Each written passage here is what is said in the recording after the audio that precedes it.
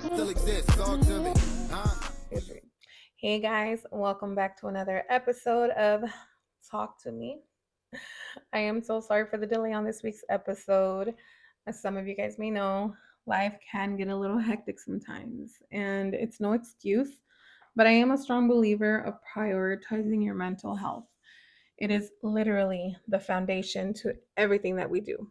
And I know I'm not the only one. Life is a little hectic right now, like just all around, just in general. And sometimes I jokingly say, I feel like adulting was a scam because what is this? I think my brother sent me a meme that said, we've literally dealt with pandemic to recessions, just so much going on. And it's not even that, just being a mom, I've already explained this to you guys before. But I do have to say, balancing personal wellness while gaining visibility to an evolving brand can be a little not overwhelming, but again, it's just because I have so much going on. And I myself, I am such an overthinker. I am like, I get in my head and I overdo it sometimes. I do it to myself. But I'm here for those of you who do support me. It means so much to me when you guys reach out to me and ask where this week's episode is. Like seriously, that really does something to me internally because I'm like, okay, so people are like, which I do know some of you guys are like the best supporters. Shout out to all of you ladies, whether it's 5 of you or a million of you speaking it into existence. I am so thankful for you. But let's get into it. Y'all see my guest? Y'all see my guest? I would like to start off by saying that I play entirely way too much. And if you know, you know. This is random, but when I was in my chola days, my AKA was traviesa. I believe in English.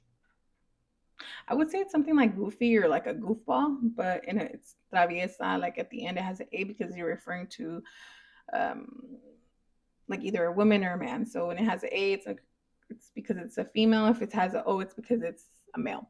But anyways, that's beyond the point.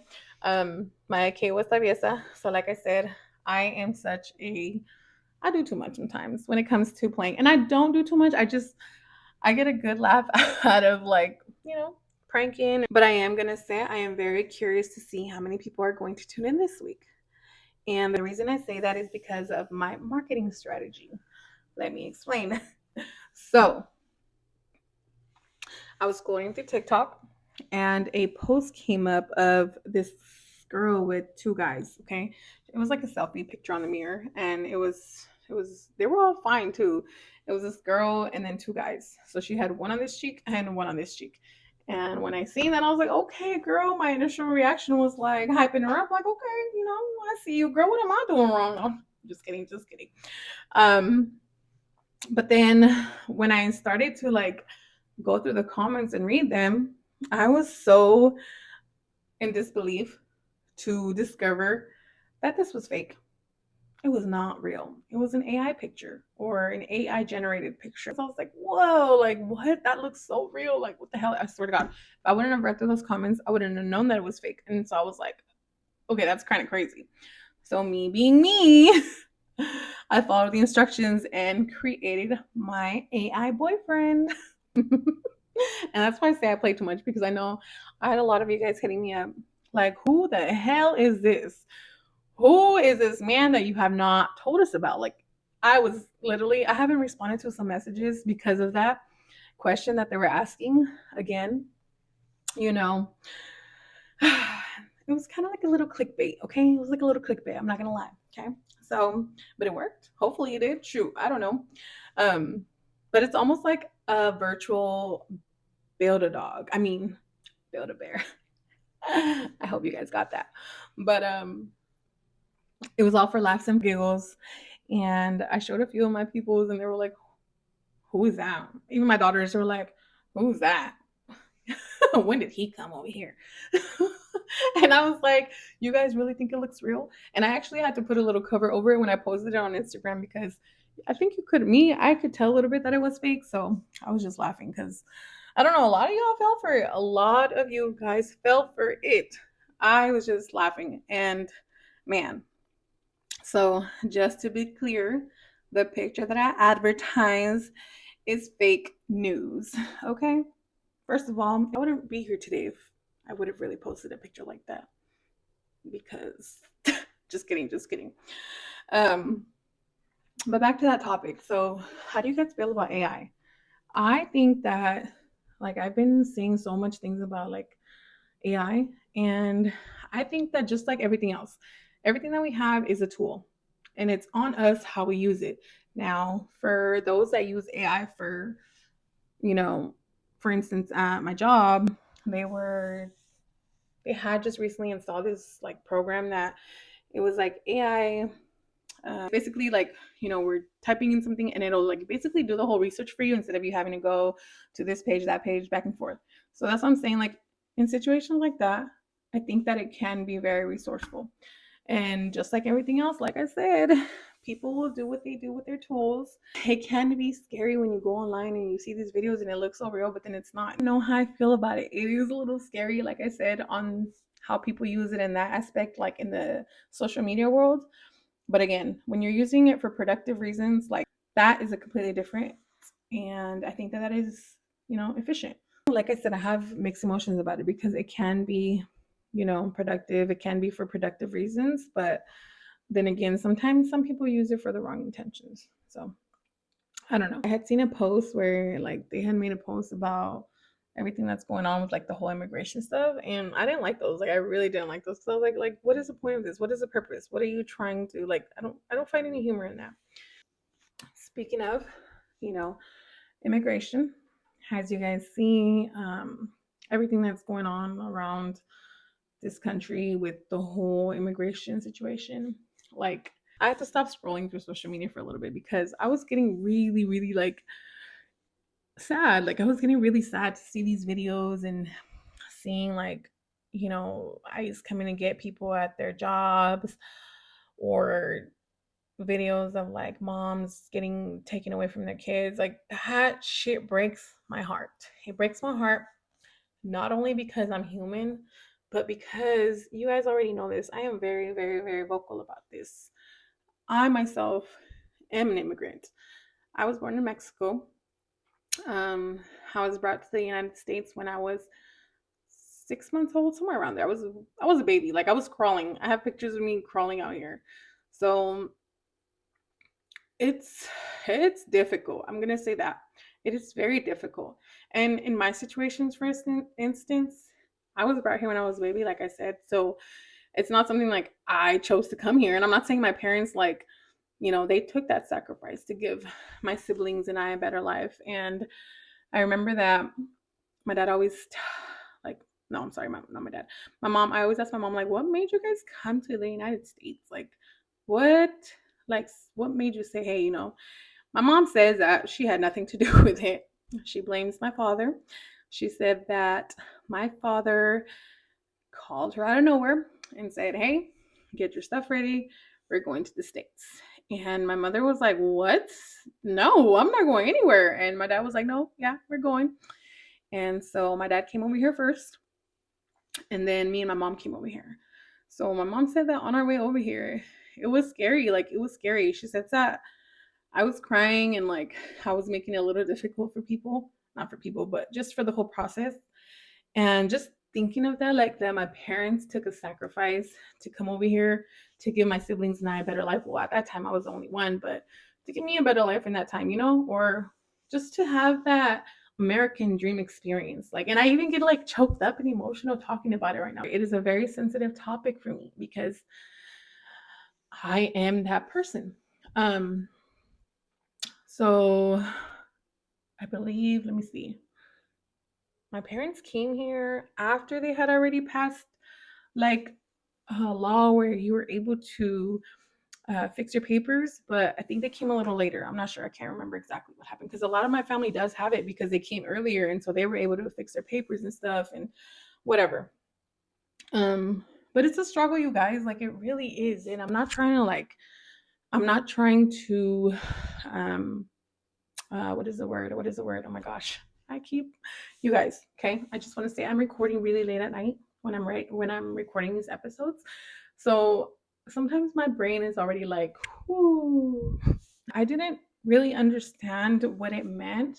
I've been here, like I said, I've been here since I was 6 months. So I've been here my whole life, pretty much. I'm 35 years old, brought here when I was 6 months. And I didn't understand it up until I want to say high school. So high school days, I remember like all my friends, like they started to get their jobs, and like my friends were working at the mall doing hair in the middle. I don't know if you guys remember that. Just little things like that. And I wanted to get my first job, but when I brought it up to my parents, I remember my dad telling me, he's like, you know, because again, I was young. I didn't really understand it. I didn't understand it until I got older. So I was trying to get a job, but my dad was like, no, you can't do that. Like, you're fine. And I think that's why my dad spoiled me so much, because I was the firstborn, and, the situation wasn't easy. When I tell you guys, it was a little heartbreaking to me, because I was like, so you're telling me that I don't have the same opportunities that this person may have, or, I couldn't even get a job because I didn't have a social security. I didn't have anything. I didn't have the proper documents to, go apply for a job. I couldn't even get a driver's license, guys. I couldn't even get that. Like, that to me was just like, damn, like it was a really, like, it was a bummer. It was a bummer. It really was a bummer. And at that time, they really didn't have anything. They didn't have much support for us. So I'm so thankful that when Obama came into the office, they passed a bill or law for immigrants like myself who came to the States as kids. And let me explain, because these were the requirements. It wasn't just, oh, you're a kid, you were brought here when you were young. No, it wasn't just that simple. It was that there was requirements. Like I said, number one, you had to have a high school diploma. You had to be a certain age before a certain time frame. You could not have any criminal like record, background, like I had to do everything. They had to do my fingerprints, they have to do like everything. So it's not like they just say, oh, because like I said, they don't, that's not how it's done. So I was, lucky enough to be able to qualify for that. So as soon as that happened, y'all, I was on it. I got on it. I was on it. It was exciting. It was really exciting and nerve-wracking at the same time, because I remember, like, I was like, oh my God, imagine I'm going through all this and doing the paperwork, and they're like, denied, go back to Mexico, kick my ass back to Mexico. Like, it was very nerve-wracking. I'm not gonna lie. Like I said, it was nerve-wracking. So when I finally got the opportunity, like when I got it's called DACA. It's called a deferred action. I remember going to the Homeland Security, what is it? Where you get your fingerprinting and all that. And I wanted to cry, you guys. Like, I really wanted to cry, because I was like, dang, I'm finally getting an opportunity to, oh my gosh, look, I'm getting emotional. Maybe it's because my time of the month is coming. I don't know, but I remember just feeling nervous about it, because I was like, dang, I can finally have a real job to provide for my kids, and etc.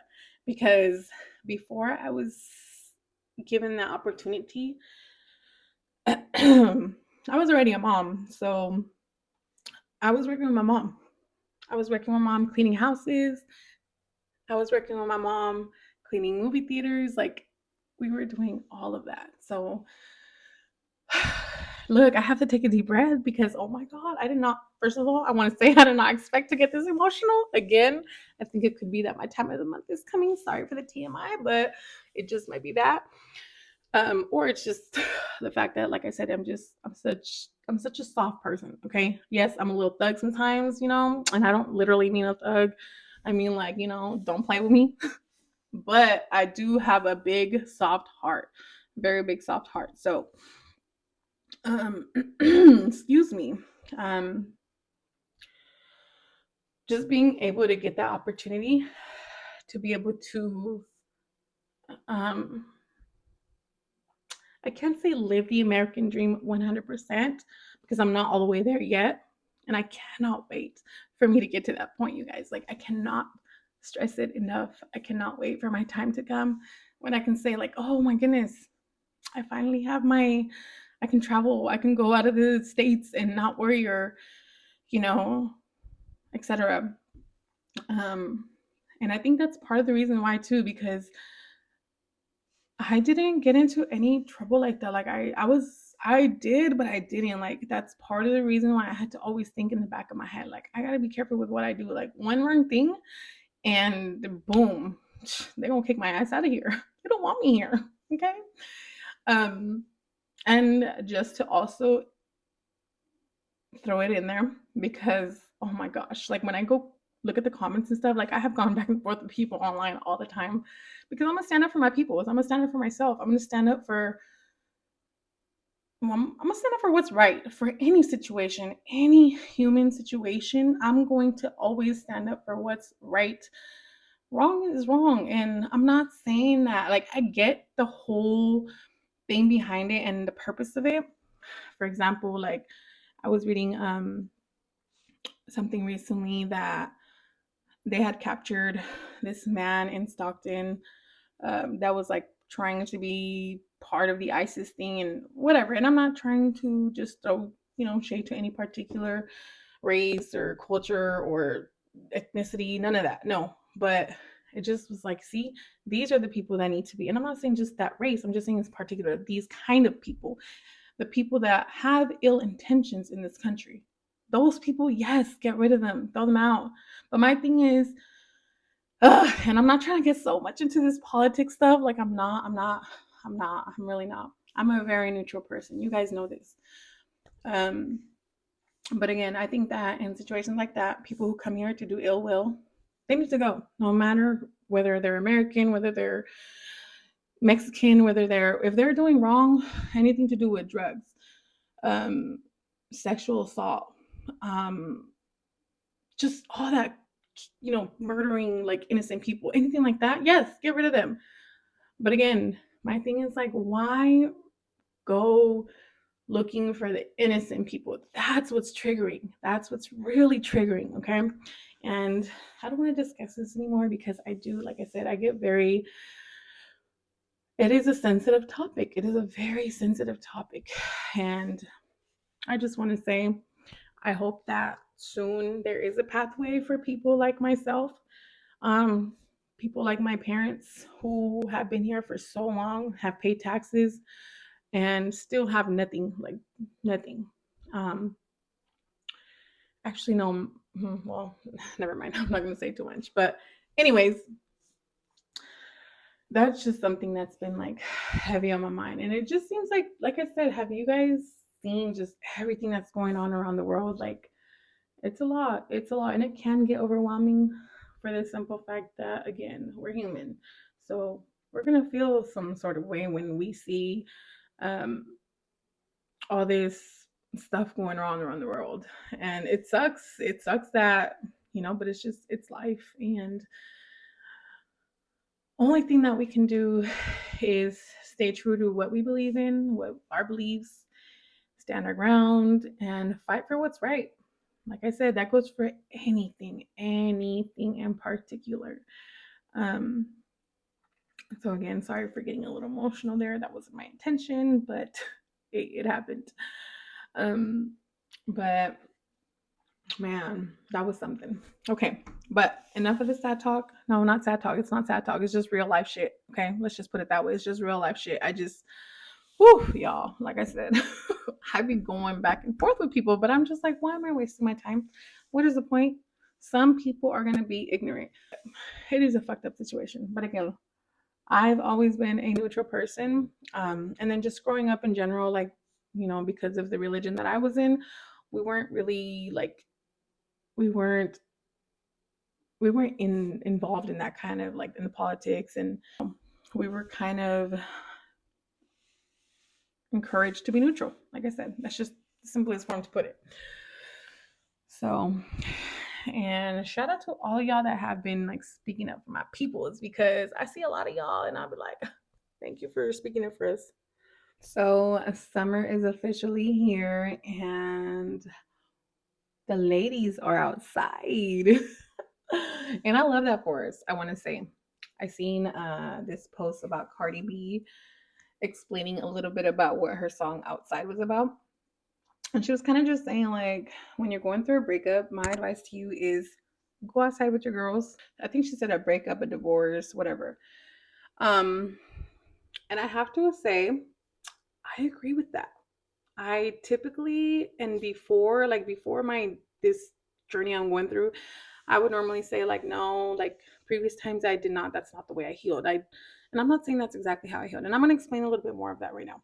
But I think that after you've gone through the beginning of the hurt, the dark days, like the just, the heartbreak, all those emotions, once you're out of that phase 2 means go outside. Go get your girls, get cute, remind yourself who you are. You're that bitch.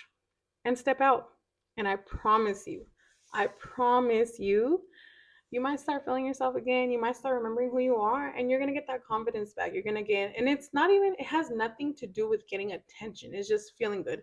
When you look good, you feel good, right? So, and you're just having a time. It doesn't, I think she said in that video that it doesn't have to involve alcohol or drugs or any of that. And it's true, it really is. But I want to say, speaking from my personal experience last year, and I think I talked about this already with my cousin on the episode of ours, but when I was going through my little times, it took me a little minute to get, gather myself. But when I got up, man, I had a ball. I had a ball. Me and my cousin was going through the same thing, and we were outside. And I'm telling you guys, that helped the healing journey just a little bit. Now, that doesn't mean go outside, go every freaking weekend, go get drunk every single weekend, especially if you're a mom. Okay? No, no, no, no, no, no. We don't do that around here. Okay?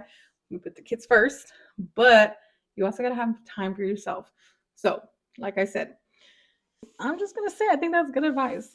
And I think that that did work out for me just because, like I've explained before, like I wasn't really the type of person to be outside like that. Like I never really was because I was wiped up for a very long time. I want to say at the first time that I became single, like the very first time, I was, y'all not gonna believe it, but I've only been in 2 relationships. So I don't count all that little like middle school crap. I don't think that was legit, especially if you weren't like, active in, what sense I'm talking about. Those were just like my little boyfriends from school, whatever. But shoot, my parents were so strict, you guys. I was not allowed to even look at them. Well, on my dad's side, but um, so when I became single in 2012, because that's when Ali was born, yeah. So 2012, I was by myself for I want to say about 5 years, somewhere around that range, and I was so much younger. So like, it's crazy the difference between my two healings. Like literally, it's crazy because at that time, like I said, I was really young. Um, I wasn't as emotionally in tune with myself.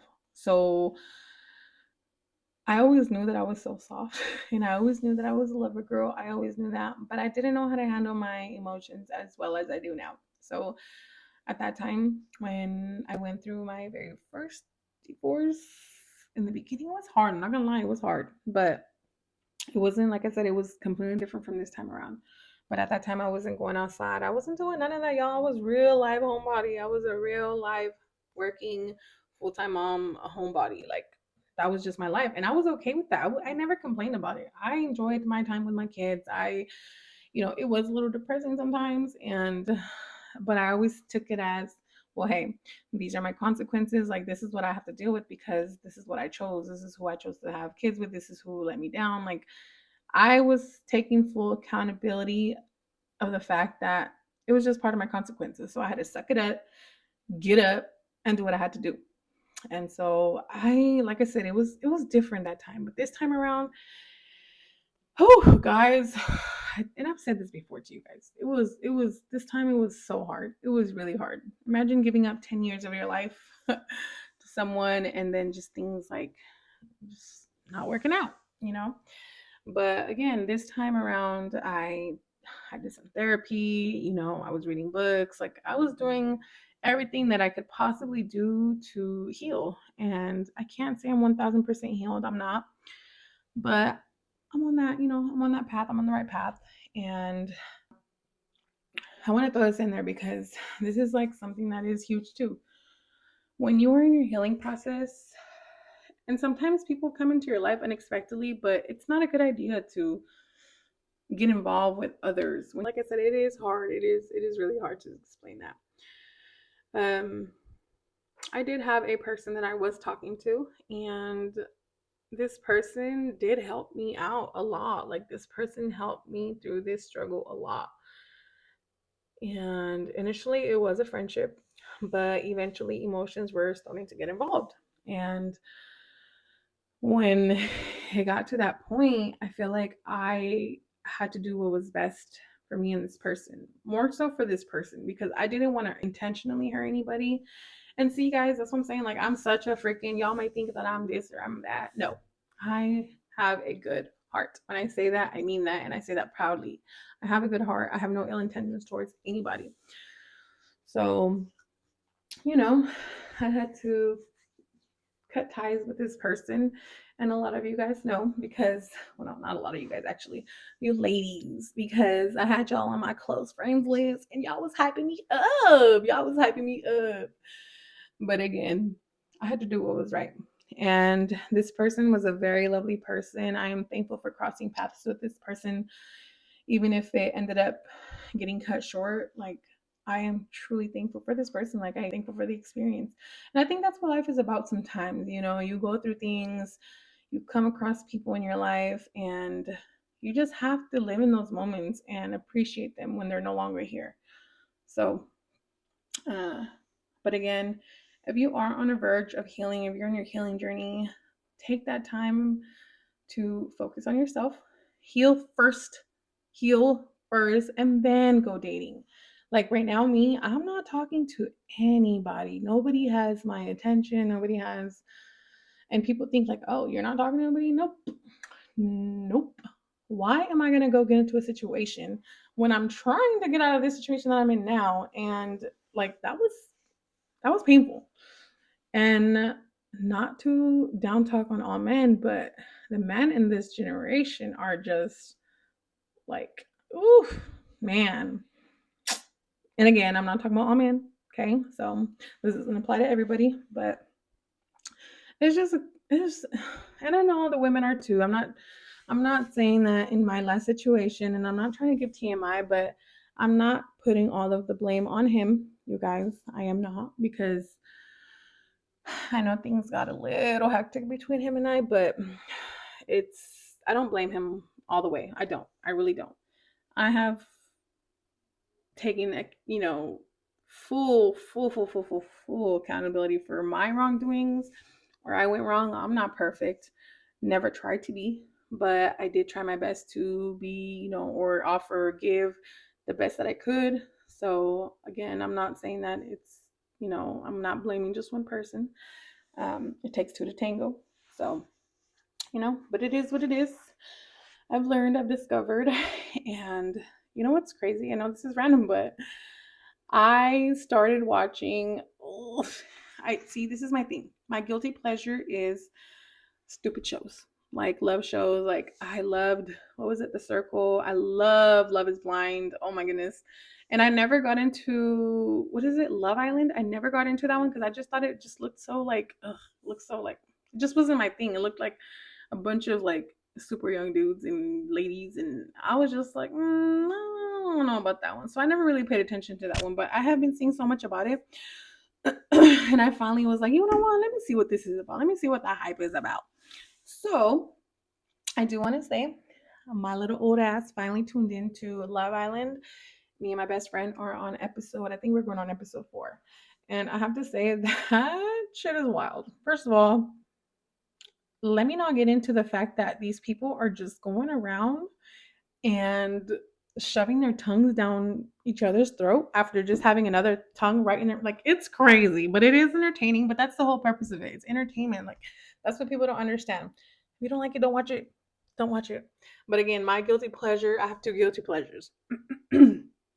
My guilty pleasure is stupid reality TV shows like that, like love shows. And ratchet ass, hood ass, thug ass music. That is my other guilty pleasure. If you know, you know, you know, you know, you know. I don't live that lifestyle. I'm not. My favorite rapper is Mozzie. The stuff that I like sometimes listen to, like talking about, you know, the dudes talking about the this and this and that, like it's just my guilty pleasure. I love retro ass music and trap music and all this stuff. But I also have no, actually no, I can't. I don't know, because my genre, like my playlist, is just full of all sorts of genres. So I just love music all in general. Music has also been a part of my healing journey, and since I was young, I remember like being, I want to say 12, 13, and I would sleep with the music on. I would eat with the music on. Like I would just, everything was with music on. Okay. Everything. My parents hated it sometimes. Anyways, so I need you guys to comment down below. Let me know what you guys would like to hear me talk about, any topics you might, any suggestions you guys may have. Um, just interact with me, you guys. The more feedback that I get, like that, I like to take constructive criticism or whatever, because of course it's going to help you become better. So whatever you guys feel, if you guys want to message it to me, if you guys want to like whatever, just shoot me a message and tell me like, hey, I want to hear you talk about this, or give me ideas, whatever. I have many ideas, but I like to hear from you guys too. So I love it when you guys engage. I love it. I love it. I love it. um I know, sorry, sometimes I'm such a horrible person at replying sometimes. I know I got to do better at that. And that's not just that, that's a lot of things. But again, I'm working on it. I am working on it. So thank you guys for tuning in. I'm going to cut this one short because it is just myself. And I feel like a little crazy talking to myself into a mic, into a camera. Like I'm just, but you know, you got to do what you got to do. As always, I will see you guys in 2 weeks. Talk to me. Laters. We're using green ones over silver tips. I was one of the ones.